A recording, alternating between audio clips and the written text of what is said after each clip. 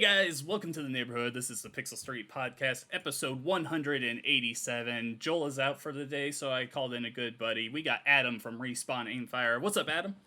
Hey, what's going on, bud? How you doing, man? Let's get hyped. Let's get excited. Dude, you know what? This week was my birthday. I'm in my 30s now. Very nice. I'm all ready to go downhill from here. I think I've peaked already. hmm Let's get the shit train running. You know I've what been I'm dying for saying? about a year and a half.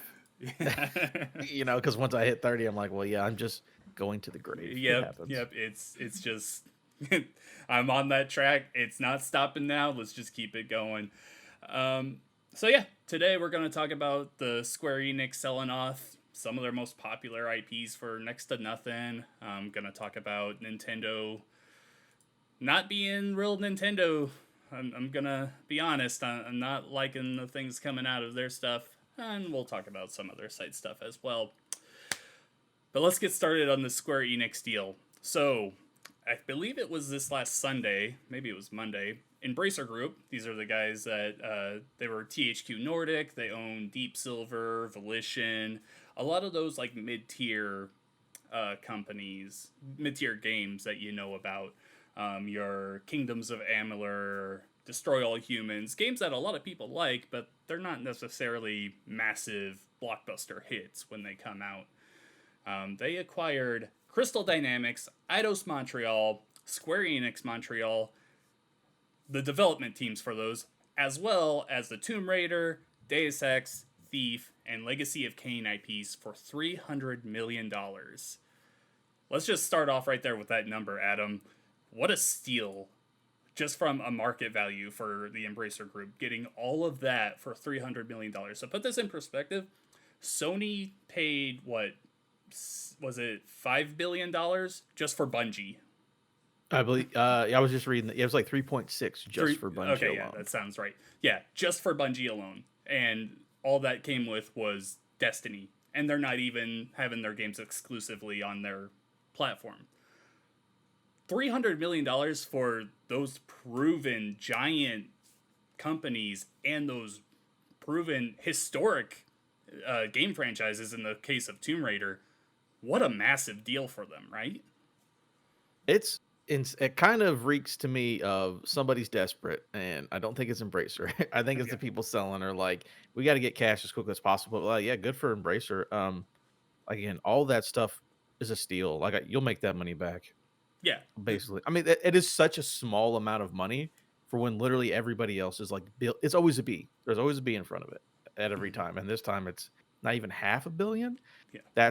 I mean, and you also get, like you said, all the IPs. So you'll get all the old games and such. You get the movie rights, so you can just make money off of Tomb Raider movies if they decide to make more. Uh, Which they it's should. just they should, yeah. Yeah. I just yeah, I guess we'll talk about it. But that makes no sense. But good for Embracer. Good Yeah. investment on their end. Yeah, no, I am absolutely with you. They're going to make this money back very fast. Even though I mentioned that their games traditionally they're not like the biggest sellers of the year or anything. Tomb Raider and Deus Ex in particular, those games are going to make them a lot of money. I would say, give me two of those releases and they've made their investment back already. Um, they're going to be huge. Now, moving on here, what exactly does this mean for those IPs and the developers moving forward? Because Crystal Dynamics, yeah, you may have this feeling that they might not be a great developer now because of the Marvel's Avengers fiasco the last few years, but that's a very proven team. They've been doing this stuff for decades, as well as Eidos Montreal with Deus Ex, and they made the recent Guardians of the Galaxy game, which was very good. Um, let's start with the developers first. How do you see things shifting for them moving forward? I think it's just good to be in a relationship where your partner actually likes you and doesn't just hate you just because you're alive, which is how it Yes. felt with Square Enix and all of their Western companies. Because again, yeah, so Avengers probably wasn't the best thing. I don't know how sales wise did, but that one seemed a little shaky or whatever. But you look at what they did with Tomb Raider, rebooting, so 1, 2, and then someone else did 3. But That was just Eidos Montreal that did it. that was Eidos. But just those 3 games alone sold, I think it was 38 million copies when they rebooted that series, which is like, oh, that's very, very good. And again, I love Crystal Dynamics. Everything that they've made, I've enjoyed somewhat. I really love those first two Tomb Raider games, like a Mhm. lot. Like I said, they've been helping Microsoft at the initiative, so it's like they're doing work. So I think it's just better for them to not be with someone who, no matter what happened, they would always say it was a failure. Like I remember I did this research a while ago, but that Tomb Raider reboot was like the best selling game in the franchise, one of the best selling games of the year. Like it had a ton of stats where like this game was successful, and Square Enix the entire time was like, oh, it didn't do good enough, didn't do good enough. It's like it's literally the best game in the series sales wise, wasn't good enough. I like you just need to, yeah, you got to get out from under that. So I think just being away from them in general is probably a good thing. Yeah, I absolutely agree. You mentioned the sales expectations. That seemed to always be the thing. Whenever one of these developers released a game, it was always, oh, this didn't meet expectations. I think it was Rise of the Tomb Raider sold like 7 million copies. Oh, that wasn't good enough. And it's like, are you kidding me? That's an amazing number. It makes me think of like Metroid Dread this last year when sales numbers were released for that earlier this year. It reached like 2.5 million, and I was in the backlog banter Discord, and I was like, "Hey, this is actually massive for them." And everyone's like, "Oh, that game was so good. That's disappointing." You have to look at what the series did before that. So at 2.5 million, Metroid Dread was already like it was like a 500,000 away from like the best selling Metroid game ever. And over the course of its life, the Metroid series has sold like 16 million. That's a massive success for them. It's the same thing here. Mm. You mentioned the Tomb Raider reboot. The first one was like the best selling ever. Rise of the Tomb Raider, when that game released, that was like my favorite game that year. The big thing with that was that it released the same day that Fallout 4 did. Yeah, that's Mm. gonna affect its sales a little bit, but it was still a very big success. I'm not sure how Shadow of the Tomb Raider did. That one was a bit of a backward step for me, but Yeah. regardless, we've got another Tomb Raider already announced recently, and we know it's going to be an Unreal Engine 5. Now they get to focus 100% on that. You mentioned that they're also working on Perfect Dark with the initiative, which they did confirm is still they're still doing that. That hasn't been affected at all here. Um, yeah, this is a very exciting move for Crystal Dynamics going forward. I feel like the Marvel's Avengers being a live service game, that just reeks of Square Enix pressuring them to do something that they were not comfortable with. And I think that backfired on them massively. I still think that the campaign in that game was great. If they had made that just a Miss Marvel game, a single player Miss Marvel game like they did with the Tomb Raider games, like that game would have been amazing. It would have been a game of the year contender for me, no doubt. But because they had to do all this stuff that their studio just wasn't built up for, I think it took a big hit because of that. Yeah, I'm with you. Single player was fun. I actually had a fun time with the campaign. It's just when you hit like end game, I got to grind the same missions over and over. I'm like, all right, Mm-hmm. that's not great. But again, I feel like yeah, that was a Square. I don't know, but it seems Yeah. like Square Enix was like, hey, make a live service game because these do good. And like, all right, I guess. Well, And we got what we got. you can see the same thing with Babylon's Fall recently, which it was made by Platinum Games. Yeah, This is a team that they have a very specific formula that they excel at, that the fans love them for. Square Enix comes in and says, "Hey, we really want to get into the live service market. Make this game for us." It comes out and it does horribly. Like that's one of the worst games of the year so far. I Marvel's Avengers saw. wasn't that bad, but No, it wasn't that bad. I saw that Babylon's Fall. I think the PC concurrents were less than 10 yeah, players, like 2 weeks after not launch. It's even like, that. It oh, was like a week later. geez, you can't, Yeah, you can't. That's awful. But again, they're very like, hey, bad. Platinum, you're awesome at single player action games. Yeah, do rebrand this game as a live service. It's like, all right, nobody wants that. Yeah. Um, yeah. So for the IPs moving forward, I mean, we've talked about Tomb Raider. This is my favorite series from this group of series here. I'm with you. I really hope they make a new movie. We already know another game is coming. I hope it stays in the reboot path, like it's the fourth game in there. I hope they don't do another like reboot, like a restart, Hmm. because I really love this new version of Lara. I totally get that it doesn't make sense how one moment she's like, "Oh, I'm innocent and everything," and then she's killing a whole army on her own. That's the ludonarrative dissonance stuff that you see with like Uncharted, and I absolutely love it. Keep it, please. Yeah. I want to see that story moving forward. But Deus Ex, Thief, Legacy of Kain. Do you have any experience with those games? Yeah, I've played a lot of these games before. Deus Ex, I think you can bring back and do something interesting. Um, for me, really, it is, and I hope they continue to do it because they have the previous relationship. But the licensed games, because Avengers is fine, but like we said earlier, Guardians of the Galaxy is fantastic. I love Guardians of the Galaxy from it was Eidos Montreal, right? Yeah. I believe, yeah. Okay, that game was great, and I would love a sequel to that. And again, I don't know how. Of course, Square Enix said the sales weren't good enough. They say the sales aren't good enough for anything. No. But like, I love that game. It was one of my favorite games of last year. It went to Game Pass. I'm sure that got it a boost. I hope it did good in like Black Friday sales and stuff. Like that game is awesome. So I would like them to be like, hey, good job. Make more Marvel games. Make a Star Wars. They could do that. The other stuff, Deus Ex would be cool to come back.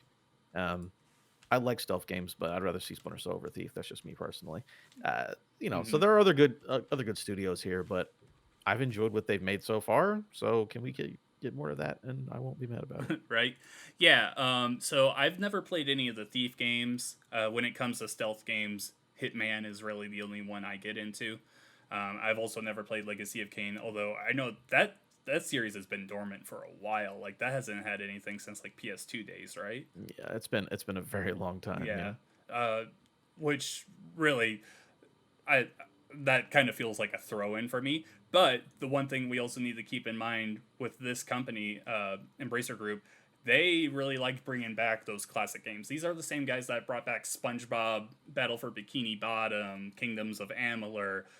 I could really see some kind of remake slash remaster coming out of Thief and Legacy of Kain. Yeah, they seem like they got a lot of IPs that would be good for the rebranding and come and bring those back. Did they get also some pretty good mobile games? Like I know Laura Croft Yes. had some mobile games that did pretty well. Uh, Maybe go back into that because mobile games make a lot of money. Lara Croft Go, Deus Ex Go, and I believe they also, even though they don't own the Hitman series anymore, I believe they own the Hitman Sniper mobile game, which is actually pretty Okay. popular. That's the Square Enix Montreal team. They do all Okay. the mobile games. So, yeah, this also gets the Embracer Group into the mobile market. Obviously, those titles aren't like the most massive mobile titles like your Pokemon Go's and all that, but they still are successful. But I'm hoping that Embracer Group will look at the things that they offer now and they're like, oh yeah, this is a success. We can continue to invest in this stuff. Whereas Square Enix is like, this is never good enough. To try this new thing. Oh, you're not good at that? Well, what the hell are you doing for us? Yeah. Square Enix, just in general, I don't understand their thinking over the last few years with a lot of things. But really, them selling off all this stuff for $300 million, this, like you said, this is a desperate move. They wanted out of the Western market badly, right? That's how it feels for sure. It kind of we said this before we started recording. It kind of reminds me of they didn't necessarily do, but Konami basically got a games business. They're like, I guess we'll do the soccer game that is one of the worst reviewed games Yeah. of the year. And they're just like, because we make more money doing other stuff, so why are we investing in these companies that make profit? But it's like, is it worth it? Like, if it costs us, $200 million a year, and we make $8 million profit, like, why bother? Mm-hmm. That they're just like, we'll just do pachinko machines and make a ton of money for that and whatever else that they do. So I think Square Enix was just like, yeah, we don't want to deal with anything Western. We're just going to stay home and do our own thing. A lot of people said like, hey, maybe they're just trying to get prepped to be sold to Sony, I don't which believe that. I don't know about Sony necessarily, but I could see them being like, hey, we got rid of. You would think you would want more value if you were to get bought by somebody though, which is Mm-hmm. the only thing that confuses me. But I could see them being like, just let's sell Final Fantasy You and don't, like be done with it. I don't know. especially with Sony, they're trying to go away from being a Japanese market team. They want to be a Western developer now. That's why they moved their headquarters into America and Mhm. why you see games like God of War and The Last of Us. Like, those are their staples. They would, Sony would 100% want to keep Tomb Raider if they were going to acquire Square Enix. Like, Oh yeah, like that, give me everything. that them getting rid of that just does not add up to me. Like you said, why would they now want to acquire a team that has less value to them? That just doesn't make sense. And But the reason the reason that they said we're like we were going to get rid of these companies so we can invest in other things such as the blockchain. It's like I hope that's not your actual business plan. That seems really short sighted to me and not like a great move. 100%. Also, you did mention to me earlier that there was a report from Kotaku that the blockchain had crashed or something, but it wasn't as bad as they were making it out to be. It was just falling, right? Yeah, it's just that it had flatlined and like reduced from 92% from last September. So it's like, all right, maybe you can invest in it, make money in it, but it seems like it's not trending up. It seems like it's sort of trending down or just like staying flat. So to be like, oh, this is why we're gonna take $300 million and put it in blockchain. It's like I don't know, maybe that's not a great investment move if it's not the market isn't moving. But I'm also not a business person, so I'm not going to speak too much on that either. I wouldn't invest in Yeah. blockchain. That's all I'll say. No, NFTs and all that. We've seen it fail with Ubisoft already. This is gonna. It doesn't look great for Square Enix going forward in that area. Hmm. When you look at their Japanese stuff, though, still Kingdom Hearts, Final Fantasy, pretty much their bread and butter since the 80s, 90s. Like, Hmm. that stuff I'm still very confident in, but it's all these new areas that they're trying to go in, and I'm just, I don't understand a lot of their moves. Yeah, maybe if they were trying to downsize, like as a company, they're like, all right, we have these other studios, they don't make as much money. If they're like, we can operate just as a Final Fantasy RPG Kingdom Hearts studio, and Mm. we get rid of those employees, we get rid of that overhead, and we just focus on this, we'll need less money, but we'll also make less money, but that's fine because we don't need as much operating cost. Mm-hmm. Maybe that's the move, but Yeah. I guess But it's maybe I that don't know. blockchain thing that throws it off for me. I just Why say it? don't. Just don't say it. Yeah, Just say we need yeah, to reinvest in other areas. that would be so much better. But Square Enix just can't get out of their way. All right, that was a good conversation. Let's move on now to some reports coming out that Nintendo has been exploiting workers for years. And in all honesty, at this point, I've said it so many times over the last couple of years. Game industry, just be decent people. Just please, just be decent.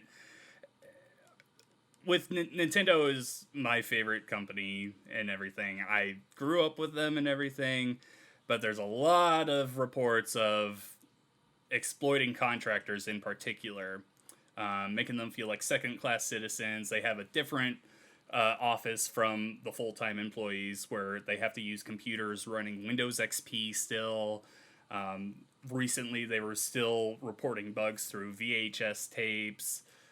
Just a lot of just like not great stuff. There was like a lot of reports of like contractors being held accountable for like going to the bathroom, for like taking a 15-minute break, for I have a tweet here from at the Boix. He says, working for Nintendo, he was a contractor for over 3 years, was one of the most stressful and awful experiences of my life. Coworkers were great, but I was constantly under pressure of being let go for little things like going to the bathroom or being stuck in traffic an extra 2 minutes before work. That's ridiculous. Like, Yeah. uh, I don't care that Nintendo traditionally is a Japanese company, and that's kind of the thing that happens over there. We're talking about Nintendo of America over here. Like, this is under Reggie Fils-Aimé, who, of course, he's promoting his new book that just recently came out, and he's like, oh, this isn't the Nintendo I left. This IGN report was citing contractors that were working there in like 2015, 2014, which was very much in Reggie's wheelhouse. So at this point, looking at the game industry in general, I don't expect any company to have clean hands. I mean, I just really don't think that's a good idea for any gamer to have. We need to expect more out of them going forward. But yeah, more disappointing news. What do you take out of all this? There are a couple things. I mean, the first thing is that contractors basically get treated pretty badly in every industry. Yeah. That's why people love using contractors because you don't have to give them benefits. You don't have to treat them like human beings. Again, all that's bad. Let's Mm-hmm. stop that. But I'm not shocked that, yeah, this is coming from contractors and not people who were like employees of Nintendo because there are so many things that when you're not actually a full-time employee. You're not a real person, basically. That's awful. People need to stop that in general. Yes. And then also kind of what you said before is that people, I've had to do this too. It's like as much as I like my box to play my games on, but you have to realize that like these are all companies. Like they're not. It's not Nintendo's not a person. Mm-hmm. Xbox isn't a person. PlayStation isn't a person. It's a company run by multiple people to make money. So these things happen because there are people who are trying to make money who just do whatever they want to do because that's what their quota is. It's like I got to make money. So as much as you like, oh man, Phil Spencer's a good dude, and I like Phil Spencer too. But at the end of the day, if Microsoft's trying to make money and they do something sketchy, I wouldn't be shocked because it's a company. That's what companies do. So you hate to see it, Mm-hmm. but Nintendo's also just a company that is created to make money. So like you said, like don't get too attached and like, Yeah. oh my god, that's impossible. No, this is very real. Um, so it's all bad, but it's like corporate stuff just needs to be better, like in general, not just video games, but basically all over the place. So reports like these are great because they're like, you'll put an eye on it, and hopefully things get changed. Like with Activision, if no one had ever said anything or made a hullabaloo about it, there would be no, lawsuit, unionization, all that stuff probably wouldn't have if no one was ever able to speak and So much put a light stuff. on it. So much So stuff. Yeah. yeah, I mean, it sucks. This is how corporations work because Mm-hmm. there are very, very little punishments for corporations because they're like, it's just an entity making money, no responsibility. Yeah. But when you start giving people responsibility and like, hey, this happened, answer for this, things Mm-hmm. can get better from that point. The one thing I really am interested to see what Nintendo Japan does about this going forward because Nintendo traditionally, probably more than any other game company that I can think of, they care about their image. Like that Mm-hmm. is their thing. Mario, Pokemon, Kirby, being family friendly. This is why they don't go into the mature market often at all. Like I think it's Eternal Darkness is the only one that comes to my mind. They want to be that family friendly thing. Oh yeah, you know what? You're not just buying a game console, you're buying a Nintendo console. This is quality. This is something that's going to stay with you for a while. We want to be in your house. We want you to think of us at all times. Now you put this stuff out there. That's a very serious thing for Nintendo to look at. So you could see some things coming out of this.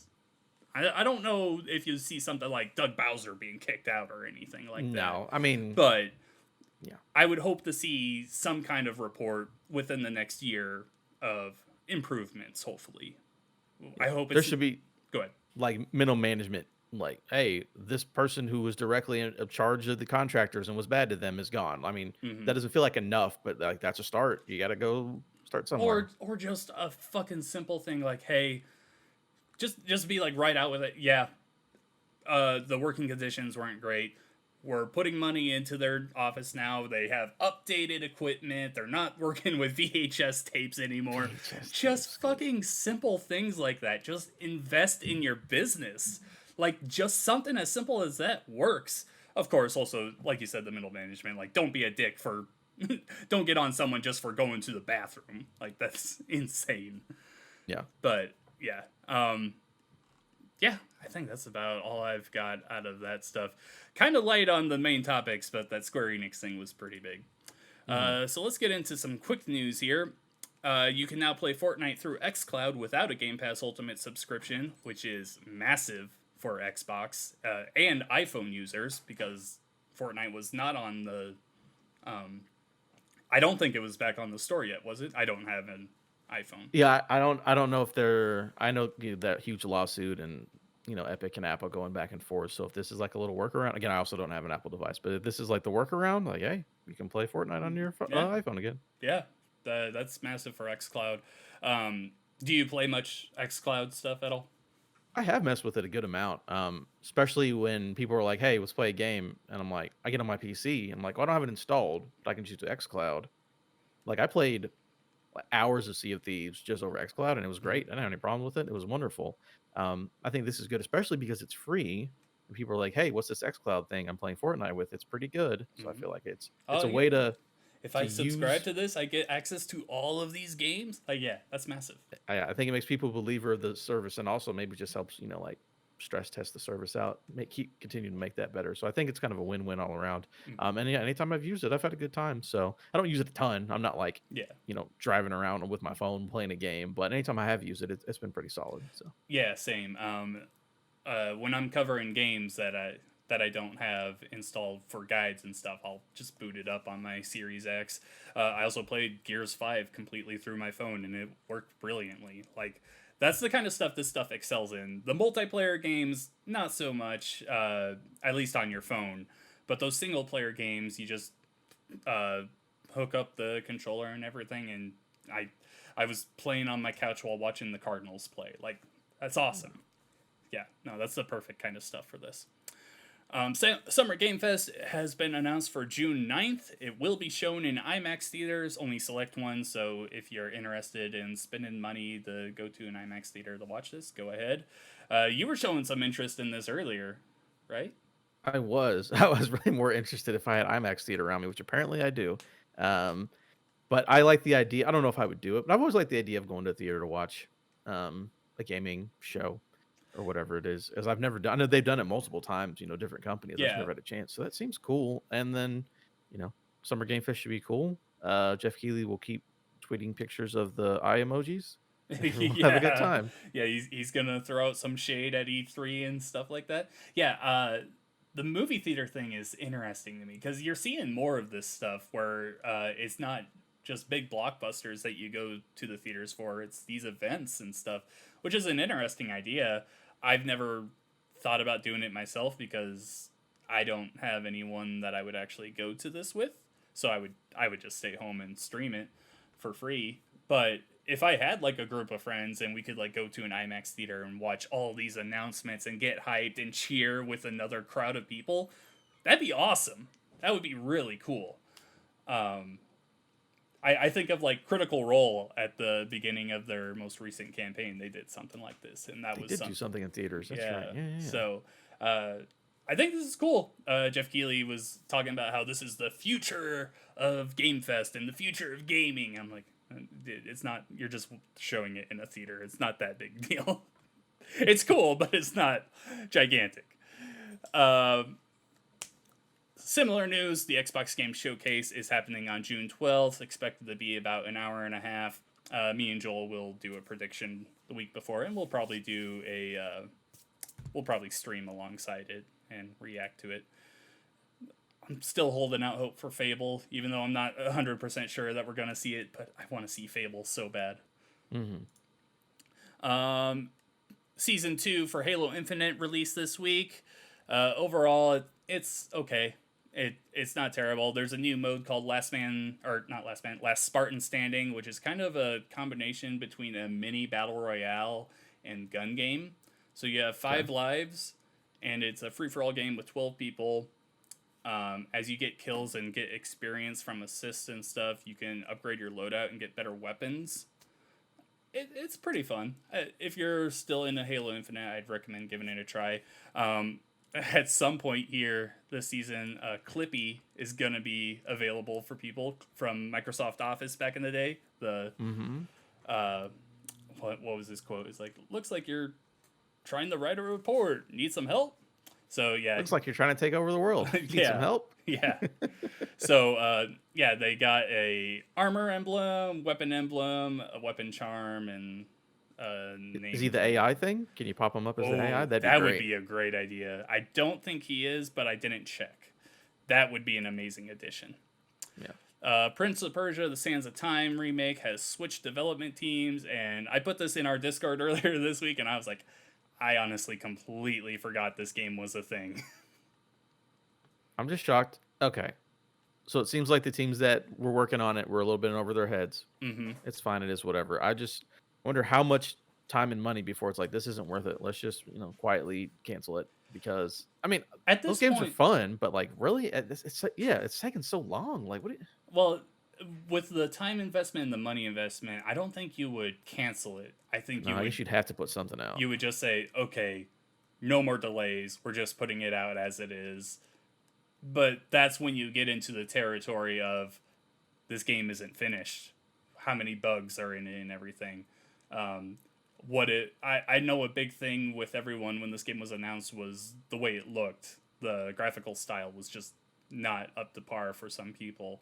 What if like only half of the game was updated and the other half was still not looking great? So yeah, it's a tough spot to be in, but I don't see them canceling it. Um, and then finally, Modern Warfare 2 has been officially announced, and yeah, okay, there's another Call of Duty game. Woohoo! We all knew it. We've Yeah, literally known about it for months, but yeah, thank you. yeah. Good job. Okay. What you been playing this week, Adam? So I just finished. So for on Respawn Aim Fire, we're doing our Barf game for last month, which is backlog accomplishment with a Respawn and friends. Mm-hmm. So I just beat Batman Enemy Within, which is Ooh, season 2 of the Telltale season series. 2, yep. Just finished that up a couple days ago. So that was a good time. And then I'm gonna start Trek to Yomi, even though the reviews are like iffy in the middle. I still want to play that black and white samurai game. It looks really cool. I have that installed. I'm going to start that after this. And then Rogue Legacy 2 came out in full release. I've had that game since day one on early access. I just never played much of it. So I've also got that ready to upload or to go again because I really had fun, but I'm going to wait for the full release and now it's out. So I'm going to get back to that. So it's just a couple things I'm dabbling with. I played Batman Enemy Within when it first came out because I was very much into those Telltale games, and I really enjoyed that game. I think you and Chad were talking about Season 1 recently, and I was like talking about how my favorite recent trend with Batman is that twist that his parents were actually bad people. Bad It's guys, my yeah. favorite thing recently. Um, I also love stories where the Joker just comes out of nowhere, where he's just this guy that no one knows about, but he just enjoys killing. Like he's just a maniac psycho. And that's kind of what it is in that series with him. It's just, oh yeah, he's at Arkham Asylum. Okay, he gets out. Oh, he thinks you're his friend. And then there's that weird thing between him and Bruce of uh it's like this weird thing where the Joker is like actually trying to be a good guy at first. Mm-hmm. Very off the wall for that character, and I loved Oh, it. I had so much fun in season 2 just because like I know exactly how I'm going to play this. Mm-hmm. And because again, the great thing about those Telltale series is that they twist all the characters where it's like, oh, it's the Joker, but he's not really the Joker. He can basically not be the Joker that you know if Yeah. you choose to do things. And I was like, I know exactly what I'm doing in this game, and I went down that path, and everything was wild. And I was like, that's exactly what I want to happen. It was Yeah. great. That game is great. Tell me about Rogue Legacy 2, because I've seen stuff about it recently, but I haven't actually looked at it at all. It is so everyone remembers Rogue Legacy 1. It Mm-hmm. was one of the first games that kind of brought that renaissance of roguelike games around. Came back. God, I remember it being on Vita. I had a Vita TV, and that was one of the games I played on it. Um, but yeah, it's just like you go through a run, you're going through a castle, you're collecting gold, you're slowly building up everything. And then every time you play, you have a new character you get to pick, uh, and it's a certain class, and then they'll have random traits where it's like I'm colorblind, I have IBS. There's a bunch of it's wild how many different things you can have, and you just keep going through it and try to build up your stuff and beat through the game. I haven't played a ton. I've only played a couple runs of it, but it is very much run based side scroller. Go through the castle and fight stuff. Sort of like, I mean, those kind of games, Dead Cells, Mm-hmm. Hades, but 2D. It's that kind of a thing, but you're constantly getting gold to build up your little town so you can go and do more in the castle. So it's pretty good so far. All right, cool. All right, so I've been playing a bunch of Overwatch 2. I got access to the beta, and this game is great. If you want to read my hands-on impressions, I do have a article up on Double XP going into it. But to keep things nice and short, it's a lot of that Overwatch charm, and I love it. It's one of my favorite games of all time. The shift to 5v5 is gonna take a lot of getting used to for people.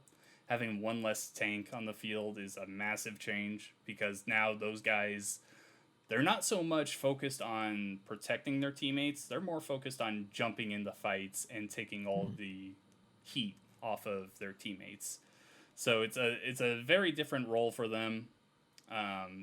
I believe there's going to be more reworks coming for heroes in the future because the way things feel now, this game's not finished. It's very much in a beta. I would be hopeful that we get. I was telling Joel a week or two ago that I was hopeful that we get the PvP released for it sometime this year, and then the like Overwatch 2 content with the story and stuff would be next year.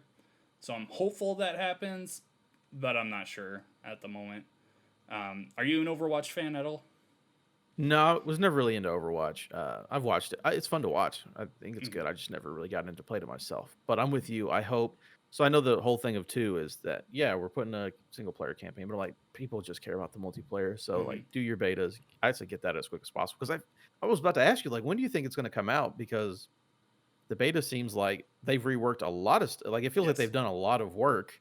So like, when is do you So feel like it could come out this year? I believe so. So right now in the beta, we've got one new hero that wasn't in the game before, Sojourn. They've already said more are coming in the next beta. We've gotten a new game mode called Push. We've gotten five new maps, I want to say. Maybe four. Four or five. Mm. They said more are on the way in the next beta as well. There was like 5 of the 30 heroes have been completely reworked. Like they act differently now, and more are on the way. So there's been a lot of changes, and we're only going to see more in the next beta, which will include console players and everything. So yeah, And when's that next beta? they haven't announced it yet, but my guess would be July, maybe August. Just knowing what Blizzard typically like to do with their stuff, that seems like a good time frame for them to get console players in. Because this Because beta, it's a long beta. This started last Monday, I want to say, and it goes until May 17th. oh wow, So yeah. a very long beta. It runs great, even on my shitty PC. Like I, I'm always a console gamer, but having to play this on PC has not been fun for me. But it looks great. All the lore stuff is there still. The one thing that feels finished in this game is the character interactions and the voice lines, because the voice actors in this game is just probably my favorite cast ever. But you've got so many people just putting in great lines and everything. Um, yeah, there's a lot to love here, and I'm so excited. Overwatch 1, if you own the first game, you will get all the Overwatch 2 PvP content for free. So that's really why I'm going in on they're going to try and release that part of the game earlier than That's what I'm saying. That others. seems like that's what people care about. And if you're getting that stuff in Overwatch 1, then like, Hmm. let's get those updates out and just happy. Especially because Overwatch League starts relatively soon, right? Tonight, actually. Yeah. Yeah, tonight's the first night of it. I feel like you've got to have season 2, part 2 ready to go Yeah. relatively soon. You also, this is a big thing with me and Joel, is when they announced that the pros are playing on Overwatch 2, but the public weren't before they announced this beta. Like, this is still a closed beta. You can't just go in and play it whenever you want. Like, the public has no access to this game, but the pros do. That just still leaves a bad taste in my mouth. Um, Regardless, I'm very excited for Overwatch 2. I've also been Mm. playing more MLB The Show 22. I pitched my first perfect game last night. It was There you go. awesome with Jack Flaherty, and it was an awesome thing where I was down to the last out, and their number 9 hitter hit a long ball that missed being a home run by like 2 feet, and my heart stopped. I swear. I don't know if you're a baseball fan at all, but I love baseball, and Did you get a trophy or achievement for that?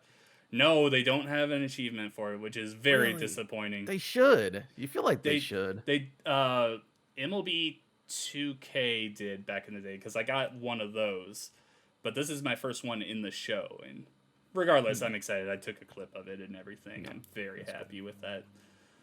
But yeah, that's about. I think that's about all I've been playing. Not much.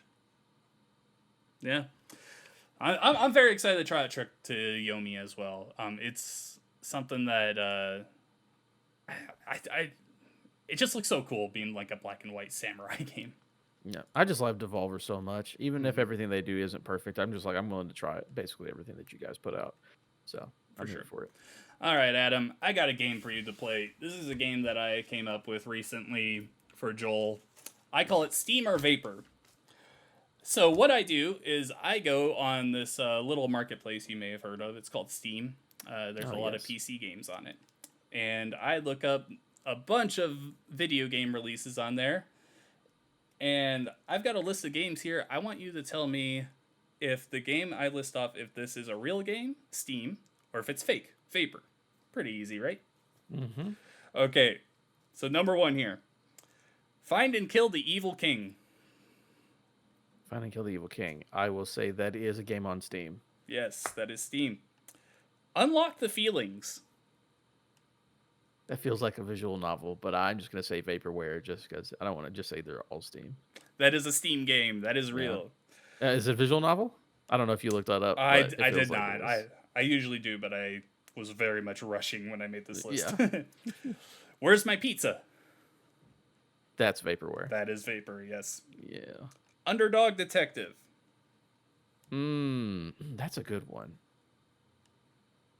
I'm gonna say also Vapor. That is a Steam game. It is. Okay. It felt like a Steam game. Okay. Sure though. Cat-powered UFO. A Steam game. That is, yep, that's a Steam game. Steam has so many random here's a $2 game that some guy made, Yeah. 7 years ago, and it took him 3 months, and that is definitely Cat UFO. That is why this game is just perfect. WTF do you know? Do you know? It feels like a trivia game. I'm gonna say Vapor because I think it's like an in-person game that you just said was a computer game. That's a real game. That's a Steam game. Yep. It feels like a trivia game that I was like, oh, maybe it's actually cards. Yeah. Last one here. Yank My Chain. That's real. That's a Steam. That's a Vapor game. I made that up. Baby. Oh, someone's got. I mean, after I saw Mount My Friends, I'm like, all of those innuendo games have to be real. Yeah. But apparently not. No, it's not a Steam game yet, but I'm sure someone will make it. I'm working on it. it's I got it's on Unity in the loaded up. background. All right, Adam. Thanks so much for coming on again. I just don't have anything to talk about, so we're gonna end the show a little early than we usually do. But that is the episode 187 of the Pixel Street podcast. Adam, where can the people find you? You can find me at Adam Gumby on Twitter if you want to find all the things I do, but I'm on Respawn Aim Fire, or RAF, which is a video game podcast, and then Isle of Misfit Rolls, or just at Misfit Rolls, is a D&D actual play that we do on Twitch and as a podcast. That one's a good time. Come check those out. Yeah, for sure.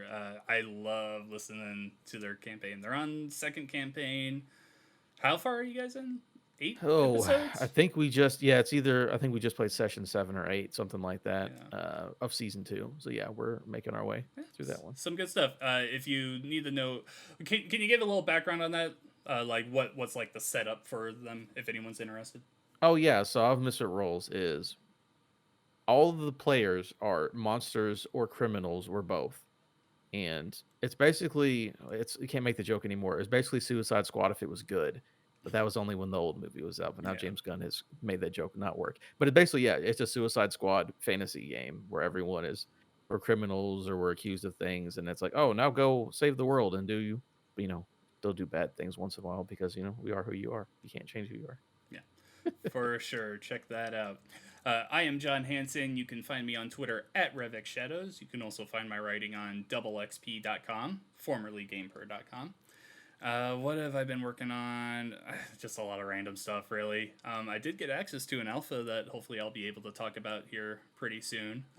Not one that I was really expecting to get access to, but hopefully I'll talk about it soon. But that's about it.